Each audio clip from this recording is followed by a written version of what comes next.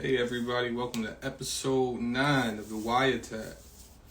Today I'm going to be talking with a special individual, or in my opinion, a special individual who had some experiences that everyone is not afforded to have. I watched this young man grind hard. I watched him, get to the level that he needed to as far as with football and how that helped him get a free ride to Virginia Tech. He played at a D1 school, and he made the best of that.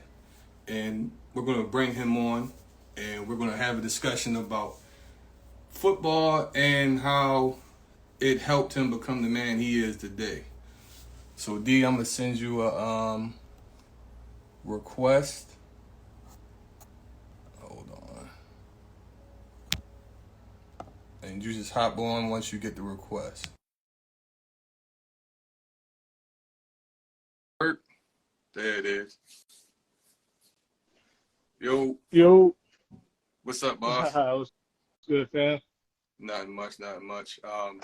We already discussed what we was going to talk about. But before we jump into it, like always, I start the show by asking people, how they doing and how they feeling mentally and where they at. So, how you doing? I can't complain. You know that. Right. All's well. How's the family? Family good.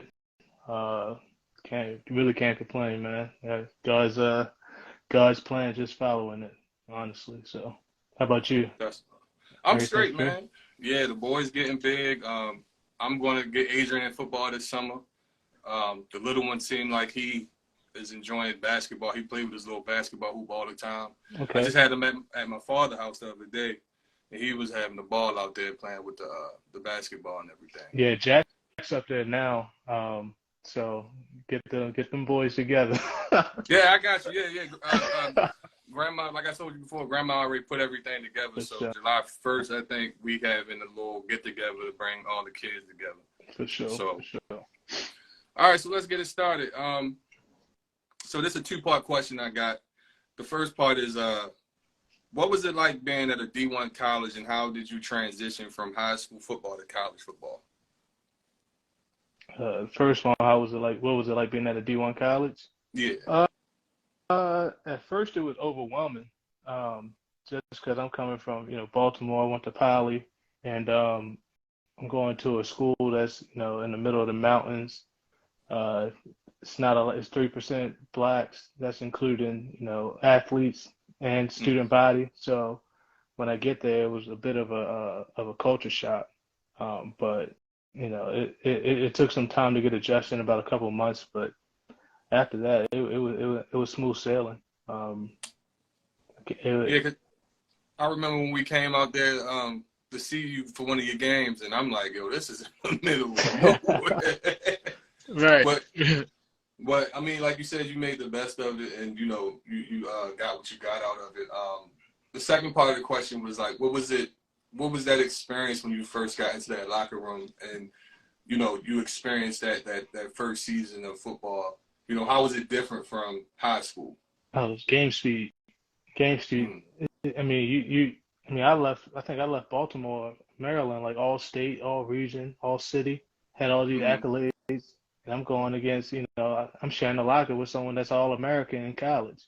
Right. That's, I come my freshman class, we had a few All-Americans. So, I mean, at that point, it didn't even matter what you did in high school. It was all about what you could do now and how you can prove yourself and make this team better. Right. But one of the biggest transitions was the playbook.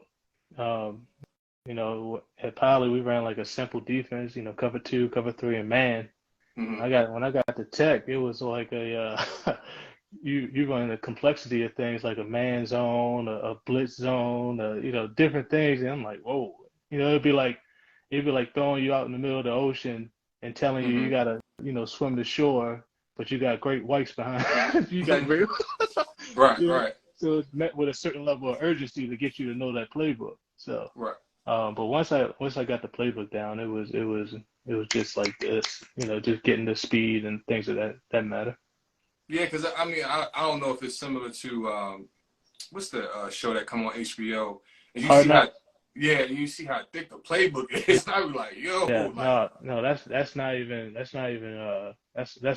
all true.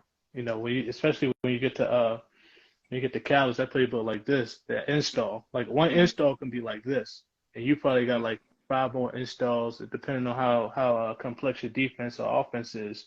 mm-hmm.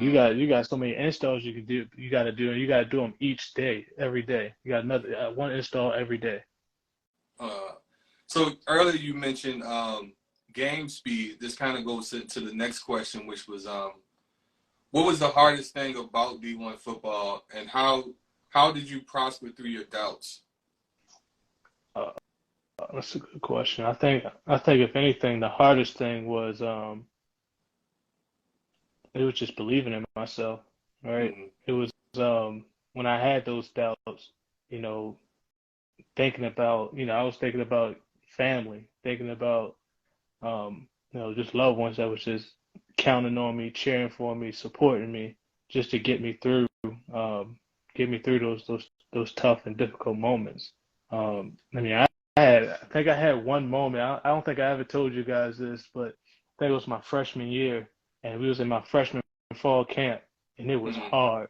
Like, yo, Tone, I'm saying like hard. We in the middle of August heat, fall camp. We on our eighth three a day, right?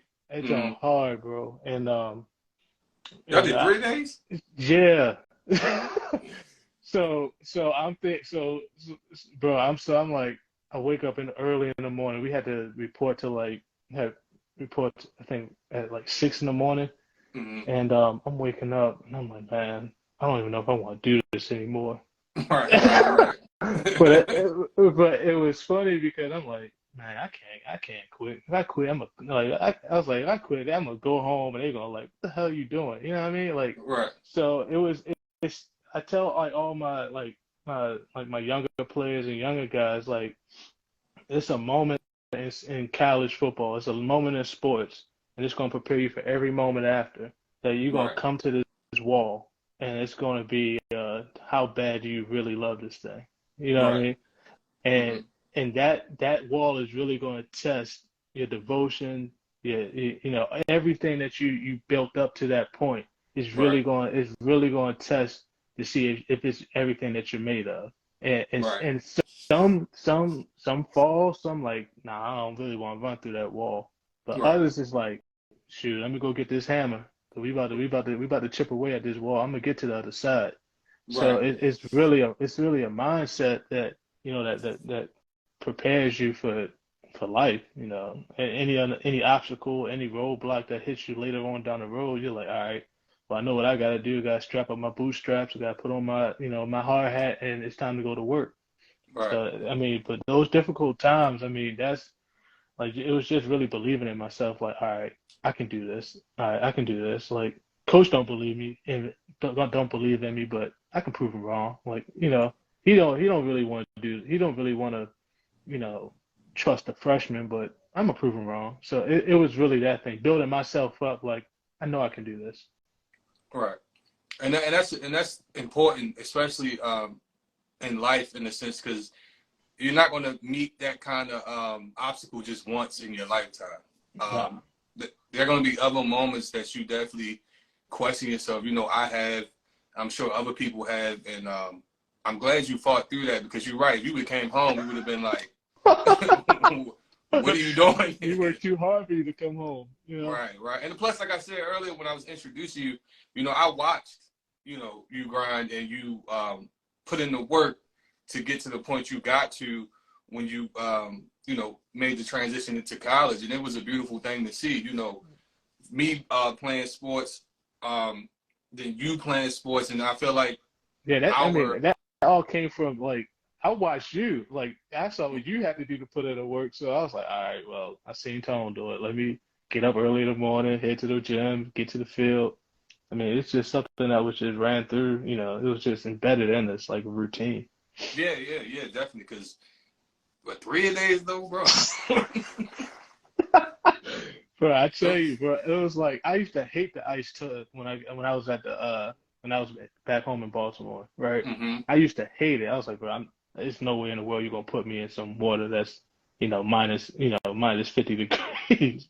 Jeez. You know, after them 3 days, man, I was in that joint like it was a hot tub. I'm in there like, man, you supposed to only be in there for like 4 minutes. I'm in there for 20. I'm like, Oh man, wow. I gotta get my legs back. I'm like, Right, I'm in right. there. I'm like cold tub, hot tub. I'm like going back and forth, but I'm like, I gotta get this done. Like, you gotta treat your body right. And that was the only Right. way I could recover and be 100% for the next practice. Right. And trust me, I understand that. I never experienced, but I definitely understand when you said you gotta get your body back right. And for me it was salt baths and Yeah. maybe ice in certain areas, but I never got in the whole tub full of ice. But I used to get up to neck level. Really? Yeah. Oh Because nah. because after like the first practice, and you know how you play ball, that first week of practice, you be like, bro, my body just feel like I got hit by a truck. Like, so I used to get in the tub like neck deep, and I'm like, bro, this is the only way. Now I wasn't in there like Macho Man, like I wasn't in Right. there like, bro, this ain't nothing. I was in there with a towel, like I'm biting it, I'm chattering, my teeth chattering. But I'm in there like, man, this is just what gotta be. This is sacrifice, you just gotta, it's really mental over physical at that point. So. Right. Yeah, I understand that. What was it? What was next for you when you knew you had to hang up the cleats? Like whenever that moment in life came, and you was like, you know what, it's time to hang this up. What was the next step for you? Um. So the next step was like really playing like while I was in college, so that I didn't have to like prepare for that oh shit moment. When reality hit, and then I gotta like start scrambling and trying to figure out what's next. Like I started planning that like freshman year in college. Like I was like, man, I already knew the percentages. I already knew like it wasn't going. It wasn't going to be a lot of us. To make it to the league to get drafted. So I'm thinking Right. like, man, all right, let me major business. Let me looking into engineering. Let me take some engineering classes. Let me just get the tools I need for after. Because after is what's going to really set me up for later in life. But I started like in freshman year, like freshman year, and What I was your remember. major again? What was your major? So I switched majors. So, well, let me tell you this. So originally, when I went to Tech, I was supposed to major in engineering, Okay. either structural or civil engineering. And I tell a lot of people this when I got there. So before I even signed, like I was even a student enrolled. I got there and my student advisor I was like, yeah. She was like, what you want to major in? I was like, I want to major in engineering. And she was like, you sure? I'm like, what you mean I'm sure? I went to Poly. Like, you Right. know what we are? Like, you know what we do? Like, we Right. engineered by trade. Like, Right. Right. So she was like, well, I thought you wanted to go to the league. If you want to go to the league, she was like, engineering is a 5-year degree. If you want to go to the league, you can graduate in 3.5 and be gone and have your degree. And I'm like, ooh, like I'm 18, 17, 18. I'm like, ooh, I can graduate early and have my degree and go to the Right. league. Right. So I'm like, all right, sign me up for that. So I switched to business. Okay. And then I remember I got to business. It was like first semester. Man, they put me in this calculus class, bro. And like I'm good at math, but I didn't have a teacher. It was self-taught. Oh wow. So so we had to learn on our own. And we had tutors and everything, but like it wasn't the same. Like we had to like go to this. It was called like the Emporium, the Math Emporium. Where you go to like this center, and it's like nothing but like computers, right? Okay. And that's where you take your quizzes and your exams. Bruh, that jump was so hard. Like I can imagine. bruh, like when I say the amount of stress that I had to go through just to pass that class, like I remember calling my pops, like, yo, like what's good? I was like, man, I just took this exam. I don't know if I passed or failed, but I passed the class. He was like, well, shit, just, move forward. Yeah, that's all You you got can it do done. at this point. Yeah, that's You all ain't you got to can take it. do. He was like, you ain't got to take it again, do you? I'm like, nah. Well, you like chalk it up and move forward. I was Right, like, well, there it is. But right. yeah, I ended up majoring in business, and I switched to property management and real estate. And yeah, I mean, I've been doing that since. But yeah, to answer Oh, your question, I started planning in my freshman year of right. college. What I thought, because it's crazy when you said earlier, when you said the percentages, I thought you had more chances of making it in football than you did. I know basketball is like, it's very small, but I thought football, it was like a greater chance of making it. Yeah, I mean, it might be, but I, I'm a realist, so I'm not gonna buy into that that uh that facade, like, oh, I'm gonna be in that percentage, or I'm not gonna put all my eggs in that basket, because Right, I'm like, that's never been me, right? So I'm like, nah, I'll put some eggs in that basket. It's like the when you invest in your money, you ain't gonna put all your money in Tesla, and then right, Elon Musk say something crazy, and then all your stocks go down.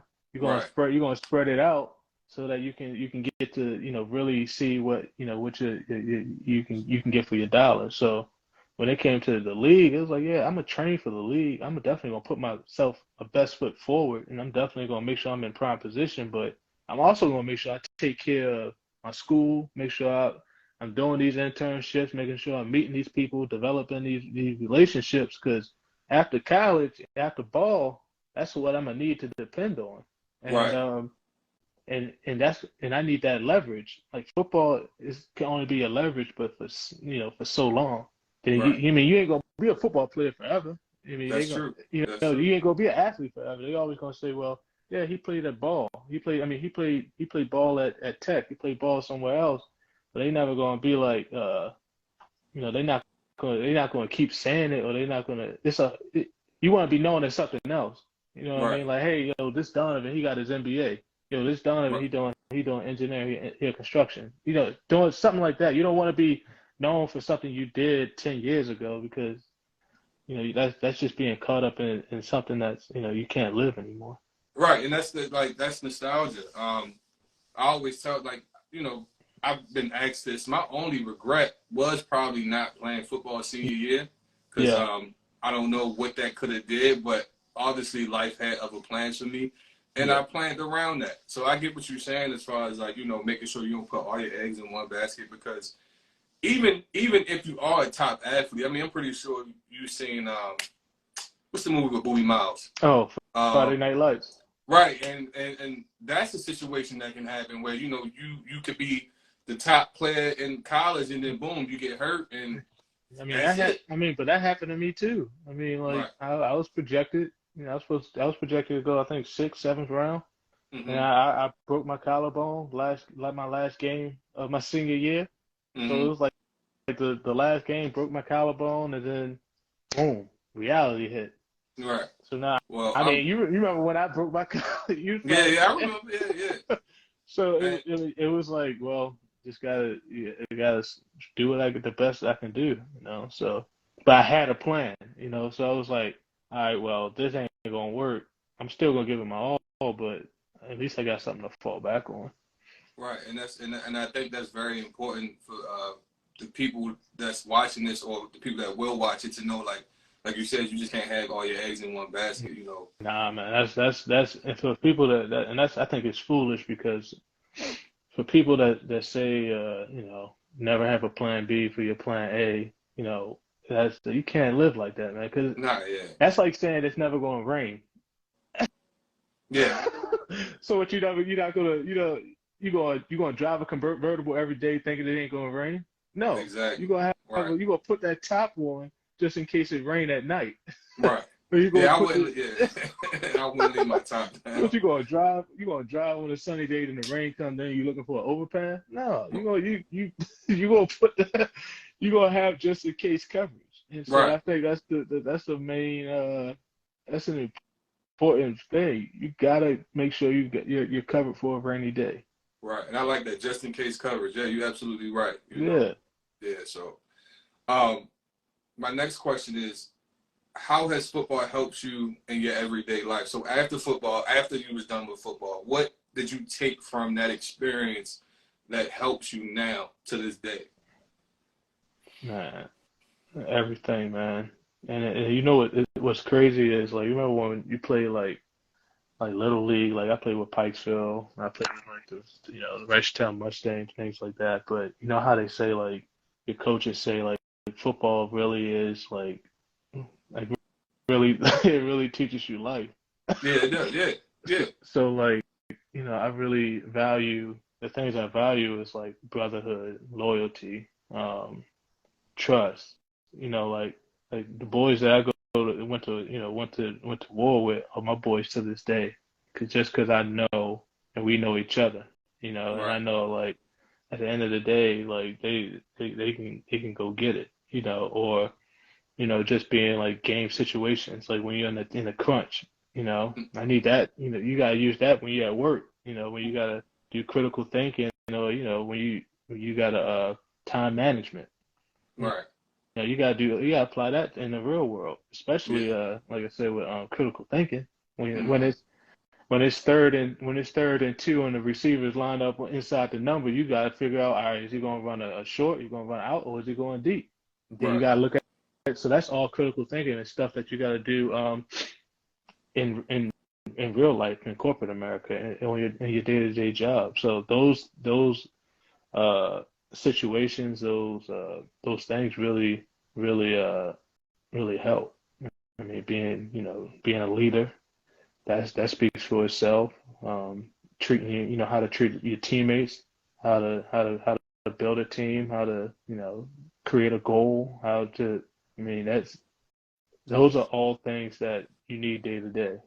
And how to it's so many, like and I mean, and it's not just football, it's sports in general, but I think football is the ultimate team sport in Yeah, my it opinion. is. In Yeah, my because opinion. nobody wins by themselves in football. No. You have to have that team camaraderie Yeah. in order to succeed, that game or win that game. I definitely understand that. I think for me, football definitely gave me the will to not give up, Yeah. to always keep pushing forward because, like I said, I've had moments where, I want to give up or I want to stop doing what I'm doing, but it's Yeah. just like, nah, I can't. Like, I got to get to my goal. I have to succeed any way possible. And then with having a son, I'm pretty sure that also crossed your mind too. My sons, I know, look up to me. And it's like, how can I preach about not giving up if I Yeah. gave up?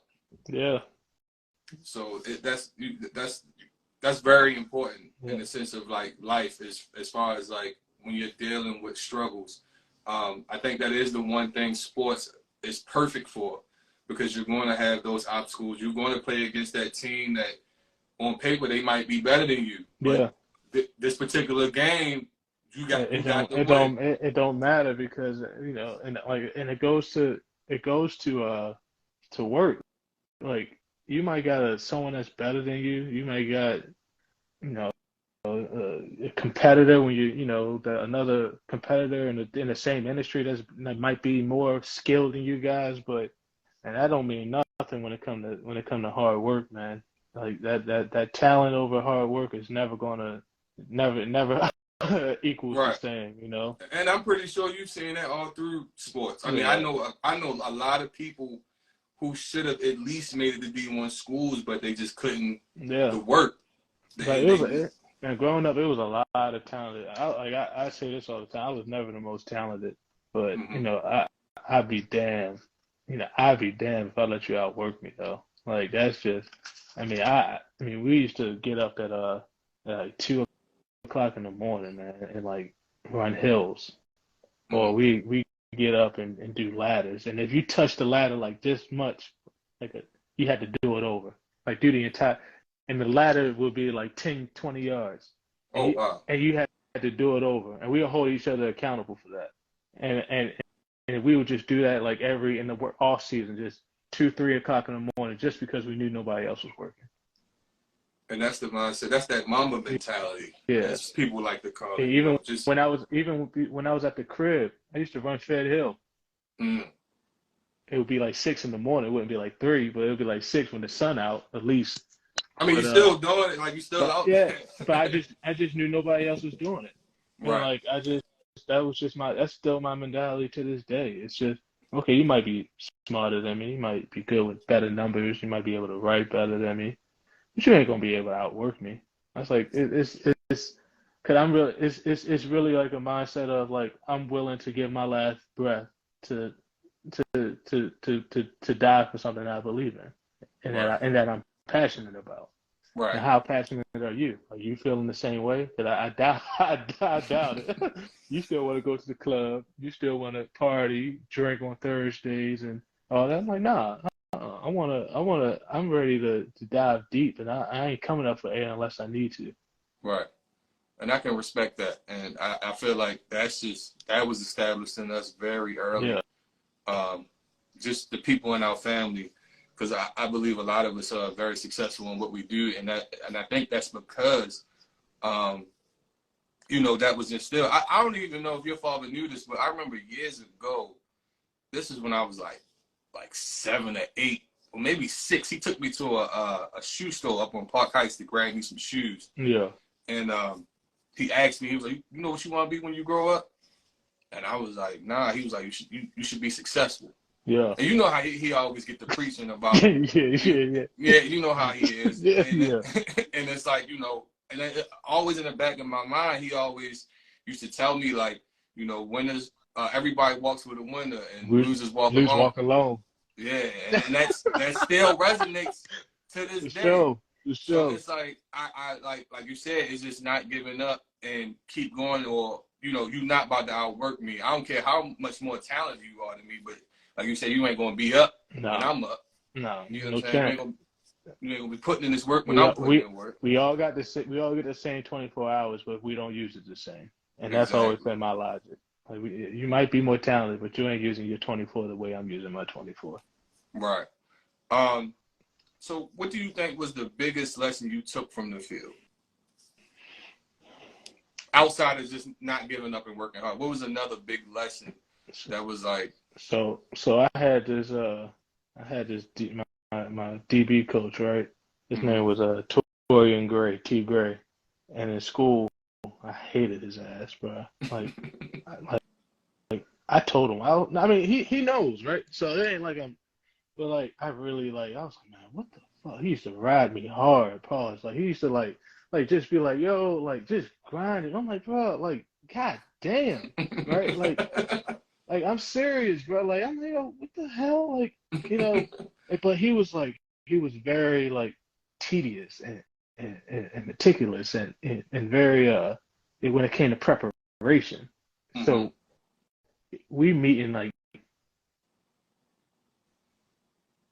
during fall camp, we was probably meeting like if camp was over, we had to go home at let's say 9 o'clock, film study over at 9 o'clock. We still in there until 11 every day. And then in fall camp, when fall the schedule started, right? We would meet non-stop. And I mean, like if we had Thursday walkthroughs, we meeting like 4 hours. Fridays, the day before the game, we meeting. Saturday before the game, we're meeting. Like, and I'm not talking 30 minutes. I'm talking like hours. I'm not talking like in like Fridays. I'm not talking like 30 minutes. I'm talking like hours. Hours. So like where it's film study, it's like, and then when we comes to the game, everybody's like all the other positions are in the locker room, like they're getting ready. They're getting themselves mentally. They're preparing themselves. What the DB's doing, we on the field. We putting what we learned in the film onto the field. So now we walking through certain alignments that the receivers may have. We keying the tackle because he might give us a key to what play, if it's a pass or a run play. We watching the quarterback's hand signals because they might tell us if it's a out or some type of route combination. So we doing all of this before the first snap is played. And before my last game, And when we played my last bowl game, they let all the seniors speak, and I was like, man, I was like, look, I never really was a fan. Well, you know what I mean? I know you did it with purpose. I was like, Mm-hmm. but one thing I'm gonna take with me and as I transition into my next life is the way you prepared us. I was like, because preparation will get you so far in life. You know Yes, what it I will. mean? You know what I mean? Like, what is that saying? Like, it's called piss poor preparation, or preparation prevents piss poor It's for, performance. yeah. Piss poor preparation promotes piss poor performance. Right. But man, I mean, his preparation was so needed and necessary. Mm-hmm. Like necessary. Like I never prepared that much like in my life up to that point. Ever. Right. Like, I just thought, like, man, read the script. I mean, read the plays, watch the film, and then go to go to the game and play. Mm-hmm. Nah, nah. What he was doing was training us how the pros do it. Which is, like you said, that's important because, like, um, I know you probably instill that as far as like with your day to day, because you're right, preparation. But those, between working hard and proper preparation, man, you can beat anybody. Yeah. I don't care who it is. You can beat anyone. If I know what you're doing before you know what you're doing, I'm always win. Well, that's how we beat Ohio State. We was Right. prepared. They was more talented than us. I mean, Mm-hmm. shit, they had, they won the national championship that year, to say that. Right. I mean, Right.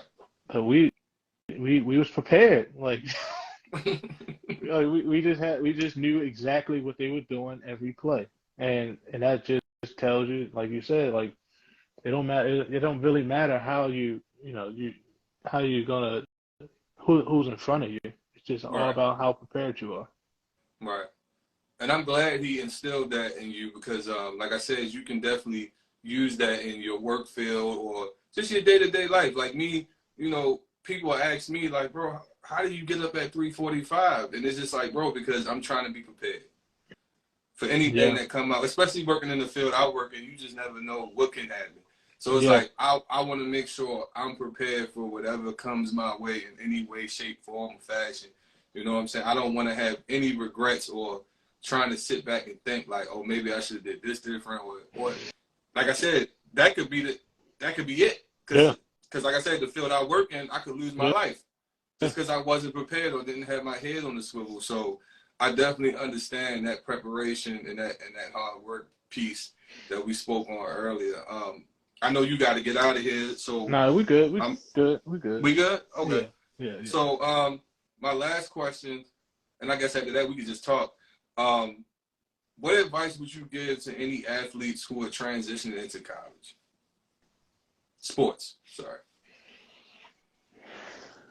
What advice? Um, Like if Jackson came to you and he was getting ready to go to Virginia Tech and he'd be like, "Pop, what I'm about to go through." I'm gonna be like, man, don't eat at D2 during the off season. No, man, I honestly think I think I tell a lot of my guys this, man.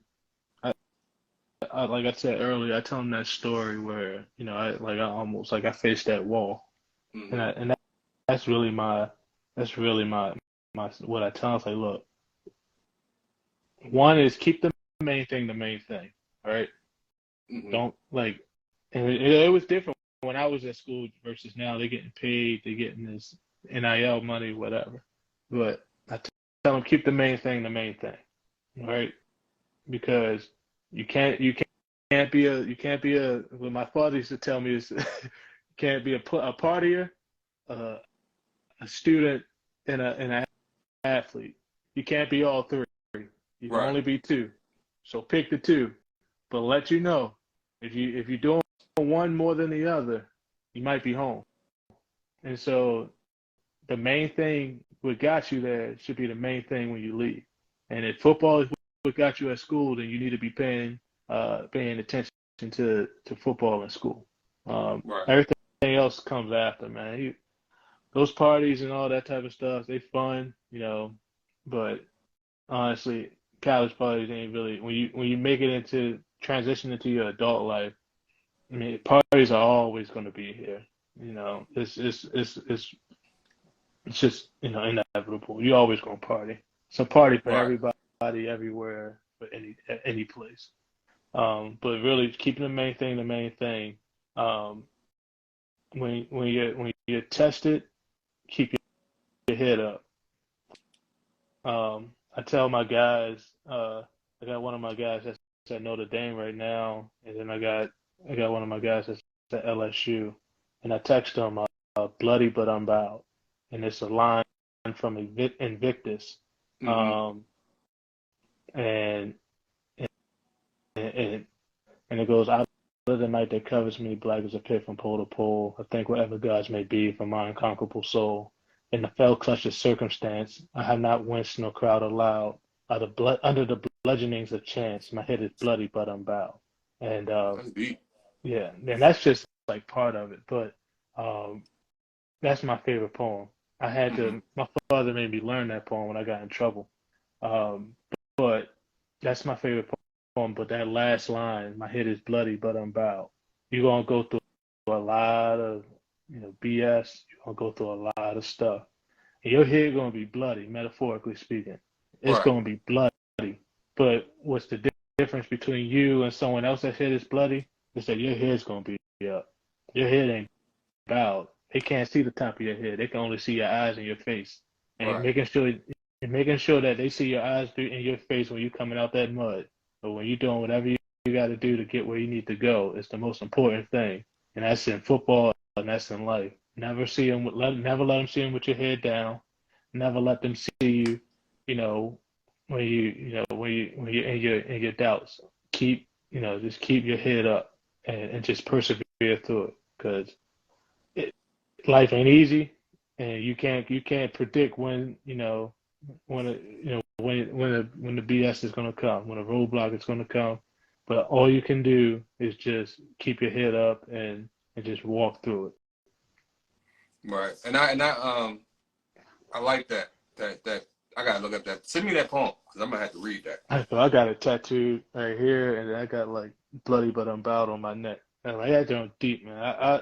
I like constantly recite it like when I'm going through things, and I'm like just bloody but unbowed, bloody but unbowed, bloody but unbowed, and it's really like yeah, it really gets me through it. And But I'll send it to you.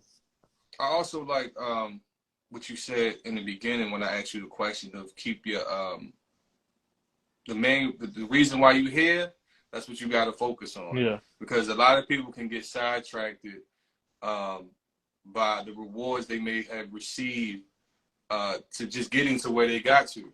yeah, You know what I'm saying? Like you said, when you got to college, that could have just blew your head up, and it could have turned you into something else, because you got into a space that very few people can get to, especially playing at a D1 school and also getting a free ride through college. yeah, You know, that could have, blew your head up. But like you said, you stayed focused, and even like hearing you say it, it's like, yeah, that's exactly what you got to do. You got to remember the reason why you started doing whatever it is that you started doing. yeah. Because even through all the success and failures, you got to put your best foot forward and get to the goal. Because Uh, because what's going to happen is you're a freshman, you're on the field, right?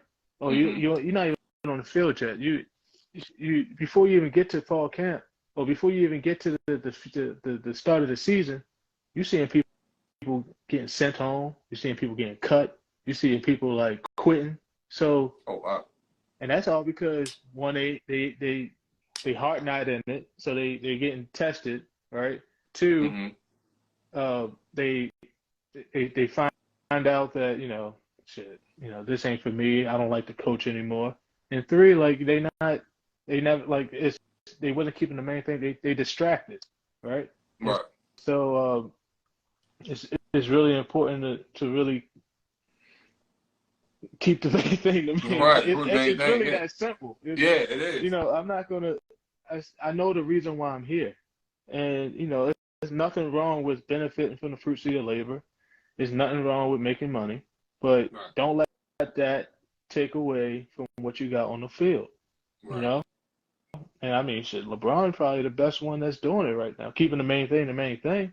You don't Right. see his talents don't diminish when he playing and he got all these different ventures going on.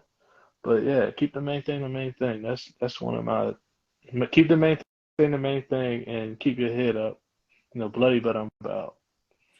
How do you this will be my last question, then we can get out of here. How do you feel about the NIL thing? Because I just seen something about it where they project these high school players that's going to college and how much they'll make. Yeah. And I know you're probably familiar with the girl from LSU, the one, Yeah. the ball player. Yeah. And she Yeah. made a Angel comment. Reese. Yeah, Angel Reese, that's her Yeah. name. She made the comment of her saying that she's not rushing to go to the WNBA, which I understand when it comes to the WNBA. I understand that because of the pay scale. Yeah. But do you think that's also diminishing like the dog in people in a sense? Like most of the reasons why people, if it's not because of the love of the sport, it's also because of the financial freedom that it can give. Yeah. Do you think the NIL is going to kind of destroy that grittiness, that grind that some people come to college with?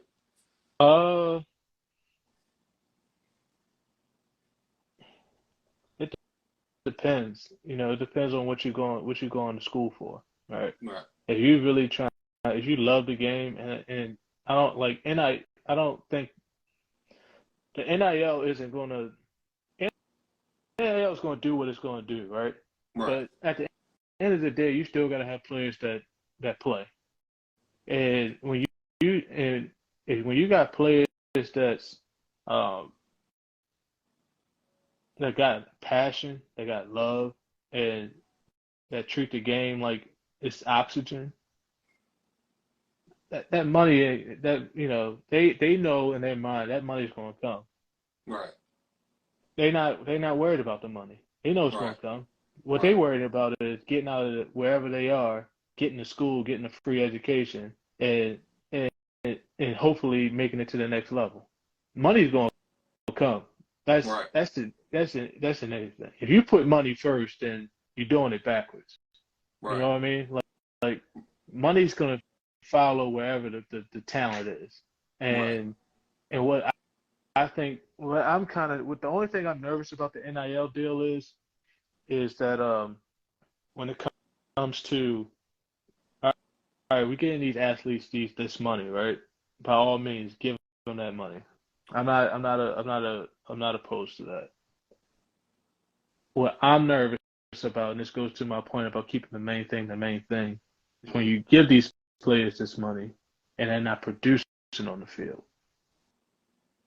So then how do you, as a business, I'm like, shoot, let's pump up Donovan Riley. We want to give him endorsements. We want to give him all of this. Then he gets on the field and he doesn't produce. Then what? And then because you can't. you got these contract deals and things of that nature, and it's like, well, how do you protect them? How do you protect the athlete? Because if it happens in the pros, it's a different monster. Right. Because in college, if they get cut, all this type of stuff, then they stuck in the wind with a packing bag. Right. So I mean, I think the NIL is good. It's new, so it's not really it's not a lot of rules, or people are still figuring it out. And I think that as years go by, there's probably going to be a lot of rules in place. There's probably going to be a lot of things in place to protect these players. Because if I'm 17, 18 years old and you're giving me $100,000 just because I like to build birdhouses, and so Home Depot's like, hey, yeah, we're gonna give you $100,000 just to support your hobby, and then I get on the field and I'm like, I'm helping the water boy with the water, Then you like, you feel me? Then you like, Right. but what am I wasting my money on? I can give it to the starter. Uh, Right. but I think NIL is good. I do think athletes need to get paid. I just think is when you start mixing in money, is it's more to it. Yeah. You know? Because that's what I was concerned about. Because I was like, well, because you see it with some players that make it to the league. Once they get the check, Yeah, it seemed like they kind of diminish a little bit after a while. for So I'm sure. like, you talk about giving kids, and I'm not saying every kid that comes from that goes into college is coming from a poor home or Yeah, anything yeah, like yeah. that. But we kind of see what John Morant is dealing with, and I don't know how much his deal was, but you forget that he's only 23. Well, I that ain't mean, no excuse. no, yeah, it's not. I'm not giving him no excuse, but I mean, being young, when you're young, you dumb. That's how I just Yeah, look at it. for sure, for But sure. now you're talking about giving 18-year-olds that kind of access, and it's like you said, are they going to still be focused on the main reason why they came to college? Versus now you got some money to kind of I mean, I think move how you want. we seeing it, right? I mean, you got these kids that's hitting the transfer portal Mm-hmm. for the NIL, or because I think I have a bigger issue with the transfer portal than I do with NIL. Right. But it's it's it's dangerous. It can be dangerous if Right. it's not managed properly. Um, but it's if I when I was in school, we were struggling to get food. You know what I mean? Yeah, Like I we was remember you telling me. Yeah, I like remember you telling me. like I mean we get a check to pay for all our off-campus living, and then man, we was starving. Like we was cooking over each other's cribs to save money, or we was using other people's the freshman swipes, or students that were friends of ours on campus to swipe us in to get unlimited eats at the uh, Yeah. at the food hall. So I Right. mean, it's a big difference from now, but I mean, man, we was like figuring out how to get it, but Yeah.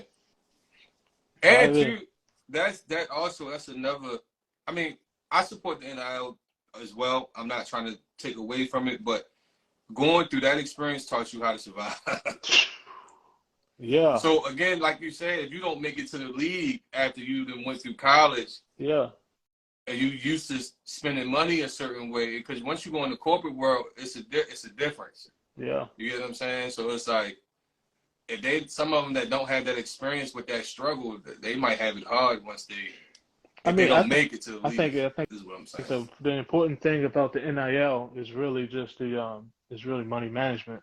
Like Mm-hmm. one of the most important things that and I think a lot of these universities are definitely offering courses and classes and seminars to help them with whatever NIL deals they get to make sure they're getting their money managed properly, right? And but it's really that. Like I think we did it because we had to do it, right? Right. And I mean, and it's still athletes, right, that are still going to do what we were doing because they might not be getting the NIL deals that we were getting, Right. or their school isn't funding them the way that the way that they should be funded, Right. after taking care of all their houses and stuff like that. So, uh, I mean, it's still going to be kids like that, and it's going to be kids that's making all this money. I think that where the disparity comes in is where when you got these kids chasing the money and not keeping the main thing, not keeping football, and that's Right. dangerous. Um, that's really dangerous. But Right. like girls like Angel Reese and all those ladies, like yeah, I'm milking this cow as long as I can, especially if I'm the best female athlete in basketball. I'm milking this cow until it's time for me to leave. Yeah. And I completely understand why, because the WNBA, unfortunately, they don't have the support that the NBA does. Like a lot of people get upset about the WNBA not paying the players the amount the NBA players, but I'm like, you got to think like I think somebody compared Steph Curry's contract. Yeah. His contract was like what the WNBA made in a year. The business was the entire business. The entire establishment of the WNBA only made this amount of money, so they can't, pay the players like how Steph Curry and them paid. So that's true. It's wild. I would say to the athletes though, don't just limit your friends to just athletes. Don't just have. I mean, your brothers are your brothers. Your teammates are your brothers. Right. But don't just limit your circles to just your teammates. Expand it out. Meet everybody. Because you never know who is connected to who, and you never know who knows what. And if you got friends outside of your team that, I got buddies that's doctors, accountants, financial advisors, dentists, and that's all because I met them in school. And it wasn't like, I was never the type to be like, I'll play on the football team, you'll get to know me. Nah, it was a, hey man, my name is Donovan, I go by Riley, Deuce, whatever. What's going on? What y'all doing? Come swing by. They'll find out. Everybody found out I played football after the fact. They'll probably find out after a game or something. Oh, I saw you on the field. I didn't know you was on the football team. But meet friends, make friends with, genuine friends with people outside of your original circle. That's one of the key things I got from college is that, and I really appreciate is that I really have friends, outside of my normal circle, but they're still my friends, and it's important to have people like that because you never know. They can always call on you. You can always call on them, but it's always it's a genuine bond. Right. You be like, hey, yeah, I know an attorney. Yeah, I know the CEO of this. Yeah, I know someone that can help one of your friends. And then when you build together, when you bring your friends and them together, then it's like the network gets bigger. Right. And it's this quote by Jay-Z, this verse by Jay-Z, and it goes like, it's the crutches one. It's John, you know which one I'm talking about? I would have to see how it goes. It's on feeling it. If one of us fall, we each other's crutch. Yeah. Yeah. I know what you're talking about. Yeah, that one. That one. Yeah. So I mean, that's really how you move through life. You never know who the person that got me my first job. He was the executive vice president at White and Turner, but he was a alumni of Virginia Tech. And then Connections. And then the CEO of White and Turner is a poly grad. Oh, okay, cool. So yeah, those relationships, that's what's going to get you. Relationships and perspective is probably the best things. I believe it's what life is all about. Relationships and perspective. Yeah, because perception is how we create our reality. Yep. So I can completely understand that. But thanks for coming on, cuz. Yeah. I wanna give you your flowers, and I see you doing your thing and taking care of Jackson. Likewise, brother. And I'm glad we had this conversation. For those college kids that's going to watch this, or those people that's transitioning to college, to hear your experience for playing for a D1 school and building those relationships to be where you are now. And thanks for coming on. I love you, cuz. I love you too. I'll see you next weekend. Yeah, I'll see you next weekend. All right. One.